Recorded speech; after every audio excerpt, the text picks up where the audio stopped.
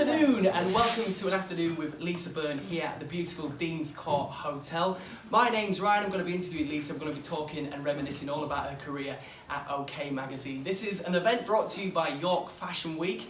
I hope you're all enjoying the Fashion Week so far. If you haven't been to an event, this is going to be a great start to a great end of the York Fashion Week. Lisa worked for OK Magazine for over 13 years. She's walked the red carpet, she's travelled thousands of miles across the world and interviewed some of the world's biggest celebrities. And she's swapped Celebville now for York, and she's running a very successful PR company. Please can we have a massive round of applause for Lisa Byrne.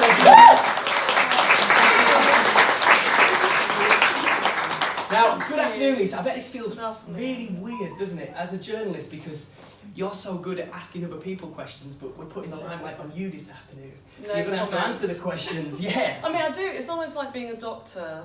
Doctors make the worst patients. Journalists make the worst people being interviewed. But you don't need your money back. It's going to be fun. No. Yes. Great stuff. Now, we're going to start right at the beginning of your life. Growing up, was writing always a key interest of your life? Or did you grow up wanting to be something else? No, I loved writing and always, I don't know, rather strange things come into my head. Like, I think eventually I'm going to write a book of fiction.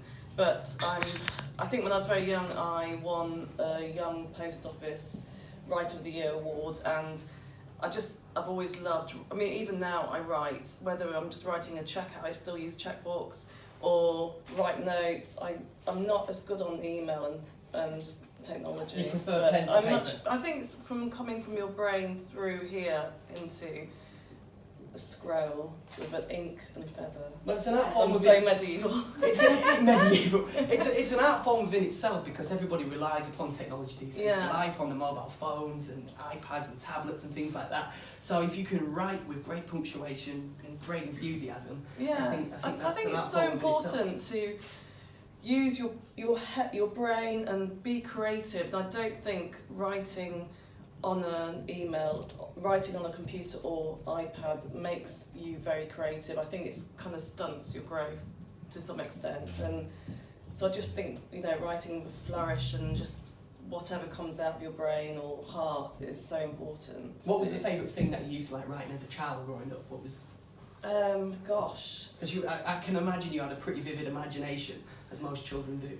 Well, my beautiful sister Agatha, my mother superior from the convent school I was at, is here, so maybe I wrote some naughty notes. But I don't like anything to do with history. Absolutely obsessed by history, especially the medieval period is my utmost love of all time. And so I used to write quite bizarre, historic pieces, really. So. And I guess hailing from York, very historical city, so you've got the influence there. You walk with ghosts in the city. It's so beautiful. Just walk outside Dean Court and round the back of the Minster where Richard III walked with his son to be, I think, baptised there. I mean, just all these, you know, amazing historical figures were in this city, and I just find that very inspiring. Wow, that's amazing. That's really cool. And obviously, coming from York, you went on to study at Goldsmiths. Yeah. Now, how did you progress working for one of the UK's biggest celebrity gossip magazines? So I suppose I did medieval history at Goldsmiths and then came back to York, ended up working on the tour bus, going around York, and I was the worst tour bus guide of all time. I mean, I literally would be so lazy. I'd be lying on the sofa just going, oh, at the top deck, York Minster. Even though I'm obsessed by history, I just couldn't be And you knew the sites and everything. I went, yeah, there's the York Minster, and I never got any tips apart from change of career. But so I was doing that, and I always wanted to do journalism because I really love journalism. It's so connected to history as well. And my father very kindly sorted me out to go to Rapport College in Sheffield for a year's course. And I did, after that course was finished, I ended up working for the Northallerton, Thurston, Bedale Times, which was just incredible. Unfortunately, it folded. It wasn't anything to do with me. Then I worked for the Rip and Gazette. That folded. It really wasn't my fault at all. But and then went down to London, worked for a local free newspaper. Didn't really enjoy that, so just one day I walked out because my boss was horrific. And I got a few days working at the Mail on Sunday, which was when it was Princess Diana had died, so we were doing her funeral procession. So I worked for them quite often, but it just awful. I was doorstepping if someone was having an affair, or there'd be a tragedy if someone had died. I'd have to stand and knock on someone's door who I didn't know, had no idea about their background or what happened, and it was kind of quite traumatic. But one of my funniest, and I know I spoke to you on a few days ago about this, is when Will Carling was allegedly having an affair with Princess Diana, and I was sent by my editor to stand outside his father's door, and kept knocking the door, and he was really kind and brought me out cups of tea, and then he was saying, I'm not going to give you a quote. And I went, if you give me a quote, I'll literally leave. I'll leave you alone. I'll never darken your door again.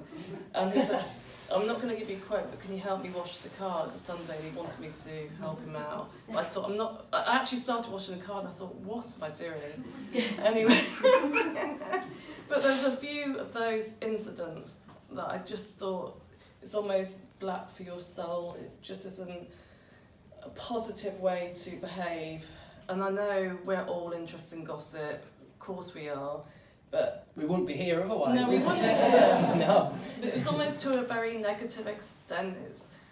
So that's how I got into OK for 2 days, and then they kept asking me back and back. So yeah, I guess from a journalist's point of view, I mean, I think people, I wouldn't say they were delusional, but they only see and perceive what they want to see, and they see the glitz and the glamour, the red carpets, the celebrity lifestyle, the nice outfits. But in fact, I guess you had to cover some pretty tragic stories like you've mentioned there, and get close to people as well. How did you cope with that? Gosh, I mean, sometimes really well. Very, very badly with Jade Goodwin, extremely. I mean, I actually think that was the end for me with OK, because I found it so heartbreaking. And I remember going to press one day when her agent had called me saying she's very likely to die in the middle of the night, and my boss, the publisher, was like, come on, we need to put a, in kind of memory of this person, RIP, and I just said, we can't do that because she's not dead, you can't. And I just thought it's because it's becoming very out of control. Of course. I think it was almost like people jumping on the bandwagon of this gorgeous lady who was selling stories on herself because she was dying and wanted to pay her son's school fees, and it was becoming an she had a great cause to do it. Yeah. And she was doing it for, about cervical cancer and everything, which is great, she did it, in all honesty, but I think for everyone involved it just took its toll. Of course, I can imagine. Now, getting off the tragedy stories onto something a little bit more jovial, out of all the celebrity weddings that you've covered at OK Magazine, which one was your favourite one and why? Crikey. Oh my gosh, there's so many. I'm guessing you've lost count by now, right? I think by far my favourite, and I'm going to come back to this, would be Liza Minnelli and David Guest, but one of the craziest probably Katie Price and Peter Andre. In what terms crazy? Oh gosh, I mean, look at the pictures. I mean, look, poor woman, she had very bad postnatal depression, and she's very honest about this after Junior was born, and that became ridiculous. Another circus whereby we couldn't even speak to each other because there was helicopters, outside the whole time, and she was very low, and she wore this horrendous crown. I mean, it was... Is this the wedding where she turned up in the horse and carriage? Yes. Yes, the magical princess enchanting wedding. Yeah, I've seen the pictures. One, yeah, that's it. And it just, I don't know, it was all... I was trying to get her together for the photographer, Alan, who was doing all the pictures, and with Peter, and it just... How do you manage somebody like that? Because... I don't know, to be honest. I mean, there was one part where we're in the marquee, and of course my chairman had spent a huge amount on this wedding, and they had fireworks, so she went out to look at the fireworks with Peter, and I just had to physically almost punch her back. I literally went like that, get back in, Katie! Because our security people were at the chip band, they weren't even interested in looking after, if a picture had got out, we'd have lost everything. So I had to do that, be editor, and kind of police it as well. So a lot of pressure then, you know. Yeah, huge amount of pressure. A big job, you know. I mean, like I say, people think it's a great lifestyle, but like I say, there's a lot of, you know, a lot riding on your shoulders. But she was lovely. That wedding was insane, but it was fun. It was fun. I can't lie. It was hilarious. But really enjoyed Cheryl and Ashley's wedding. And Yeah, they I can were imagine. I bet that was really really sweet. nice. And I really wanted them to stay together, but apart from his naughty pictures, but I can't talk about it with my daughter. No, naughty pictures. Yeah, pictures he sent that we found out about before she did. So right, okay. we'd be told things, and I'd have to tip off her agent because I didn't want to tell her myself, obviously, and that someone might be being a bit naughty, and that's a really difficult situation because I don't want to be telling someone I think your husband's being faithful. No, of course, that puts you in a very sort of jeopardising position for, you know, it's a detrimental thing, isn't it? You're in between somebody's relationship, but obviously it's so out there and in public media, you know, it puts you in an awkward position, I guess. Now, you just mentioned Liza Minnelli there. My next question comes, you helped organise Liza Minnelli and David Guest's wedding. Now, can you talk us through that? And what was it like coming face to face with so many A-listers, you know, proper A-lister royalty, like Michael Jackson, Diana Ross, Elizabeth Taylor was there. It must have been like stepping into Madame Tussauds, right? Yes, it was great. I mean, it really was, because they had very waxy faces. The wedding took place in a beautiful beautiful church on where St. Patrick's Cathedral is in New York. Sorry, I can't remember the name of the huge street. Still laughing at that, sorry. So we got there, and it was at the craziest few days of my life because they were all crazy. I mean, I don't know if you ever met David, because obviously he lived in New York. No, unfortunately, I never got a chance to. He was lovely. Yeah. He was really lovely. I used to get on so well with him. He loved York, didn't he? He used to come here quite a lot. Yeah, really adored this city. But yeah, so we went to this church, and there was loads of ante-rooms. So I'd go into one room, and Elizabeth Taylor, Diana Ross, and I think, I can't remember, it might be Michael Jackson, just sat there having a gossip in this tiny ante-room of this church. So I just was like, oh, I'm so sorry to bother you, disturb you. And then in another room, she had the most bizarre bridesmaids, like Martin McCutcheon, Really? Mel C, who she met, Liza Minnelli had met them at the the other Grey side of the Norton Atlantic, show. bringing them across. Yeah, and they all obviously going to turn up to Liza Minnelli's wedding. So then there's one bit just after the wedding, and that was, you need to look on YouTube, the kiss was the most suction-y kiss I've ever. You need to see it. It's just, it was crazy. Everyone in the church was just like, oh my God, tutting away.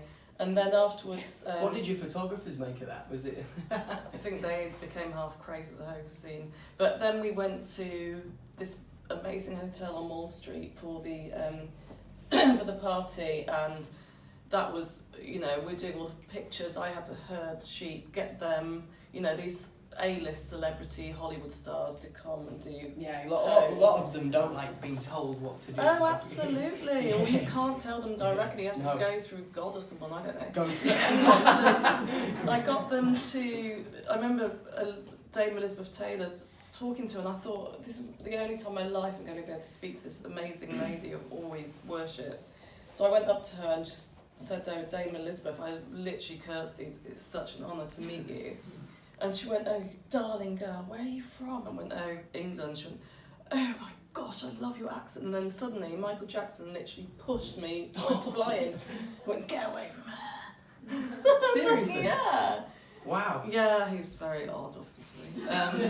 But yeah, that was really, really crazy. Did he moonwalk as he was doing it? If only, at least it'd be entertaining. Yeah, that's it. At least, yeah. Yeah, you can put that one in there, okay. Right, as a journalist, you must have to earn the trust and friendship of celebrities, as we mentioned previously. Yeah. Getting close, building that rapport up. I can imagine that being very difficult. How did you manage to build up such a great rapport with so many people? I think because I was just very honest and myself, and the one thing I do think with OK in that period was incredible were the people who worked for the magazine were actually really great fun people, but had all had hearts of gold and we never wanted to do someone over or just say something salacious for the sake of it, or, you know, I can't bear, you know, modern magazines now, where you're too fat, you're too thin, you're too... I just think it's so mean and unkind, and I think it does OK come... had a certain class to the magazine, there was a certain class to it. Yeah, so we just had respect for people, and that's why they kept coming back and doing interviews of us and shoots and multiple weddings like Katie Price. It's just a shame that other magazines, and now online, obviously, that's another thing that we're going to talk about later, is online culture, because obviously a lot of magazines have gone digital now. It's just a shame that a lot of them magazines don't have the same etiquette as OK. Yes, but then they're unlikely to get the interviews, and I'm sure, I don't know, it was last week that Now's closed, and they were extremely criticised for being really mean to people, and I think they did something, gosh, the lady who's on Loose Women, I can't remember the name, I don't know, it's Stephanie something, Stacey, did a really horrible story about her, just saying she's hideous, and I just think, gosh, why is this, why do we think now we can just be really mean and disgusting to each other, and there's no need for it. I think there's enough division and opposition in society at the moment without having to fuel the fire, you know. I know. Right, so let's move on a little bit. Actually, going back to that question, building rapport. Who was your favourite celebrity? And maybe not just celebrity, maybe a sports star or a member of the royal family, for instance. Yeah, I think those as well. My husband knows we knew Prince William and Harry pretty well. I've seen a lovely photograph of you and Prince Harry. Yeah. Oh, he's a lovely. They're both absolutely lovely, and so we used to go to polo matches with them and just have. They were just absolutely genuinely really nice people, and just come over and have a beer with us and chat about their dogs and everything, and just have fun. Really down to earth people at the end of the day. I remember my husband at one of the polo matches getting Prince Harry to sing Happy Birthday to this girl whose birthday it was, who we'd never met before, and she was almost fainted. It was really sweet. But they really are special people. I mean, I love their Heads Together movement. I think that's so important. I love the fact Prince William recently said, just put your phones down, just engage with each other, because it is going to have quite a diverse effect on the society, I think, anyways. I like the way they've kind of, because obviously there's been, over the years, and you look back in decades, the royal family sort of secluded itself from society in some ways, but William and Harry have kind of wanted to integrate with all classes of society, you know, they're, at the end of the day I class them as men of the people, you know. Absolutely, and it's great to see, and one day we might see them become the king, you know, you never know. So who was your favourite celebrity that you've ever worked with, and who is the best rapport that you've ever built with somebody working at OK Magazine? This sounds really weird, but it's probably between Julie Cooper and Kerry Katona. Really? It sounds insane, but I know Kerry Katona throws a wild party. She's she's lovely, and Julie's very old school. So, and I love Dame Joan Collins. It's fabulous. You know, she's the way you want your celebrities to behave, and she can be scary, and she can be, but she's just old school, and I just expect, like nowadays, anyone's a celebrity, aren't they? Yeah, well, this is the problem, yeah. Everyone is, and they're not real celebrities, because they just go on reality TV. And but the way I perceive that and look at that, I don't know how you feel about this, but a lot of these celebrities that we still talk about, you know, like Michael Jackson, for instance, now he's passed away, but I mean, he's been around for so many years, and he's earned his stardom, if that makes sense.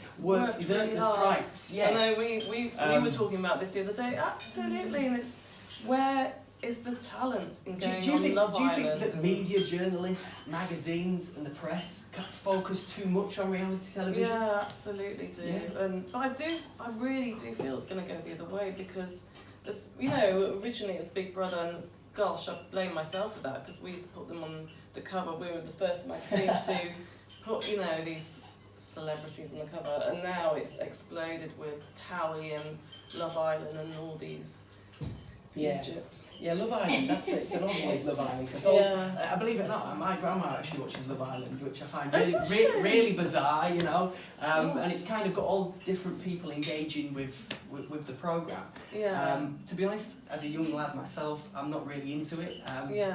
But hey ho, that's just part of life. And like you say, you mentioned something there, Lisa, which I can reflect on, because I feel like it's going to go the other way in a couple of years. I don't know how you guys feel in the audience, but every channel you put on, it's reality television, making stars out of just everyday people. But I feel like the public, especially in this country, are kind of yearning for a real entertainer to come along and take over a prime time slot on television, or Saturday night entertainment. Or I mean, Saturday night's just gone down the drain. I don't really know who most people are, and I think there must be some brains behind being creative and think something that everyone's going to love.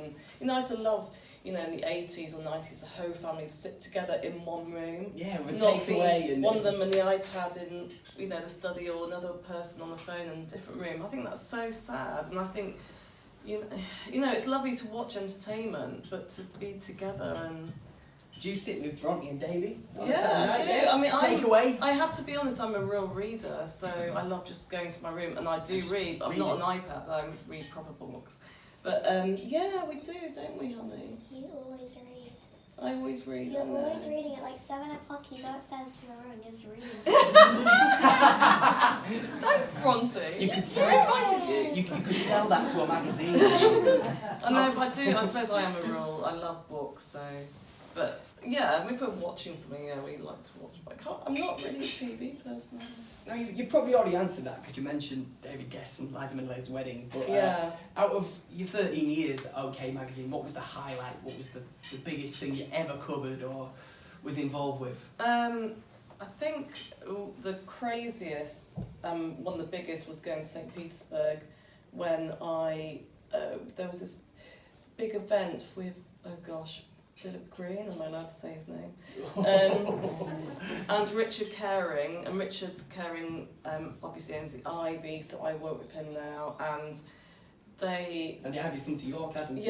Yeah, so I do PR for the Ivy here, but what happened was we were covering, I think my chairman's spending a lot of money to cover this big ball, where everyone dressed up in kind of 18th century costumes, in Catherine's the Palace in St. Petersburg.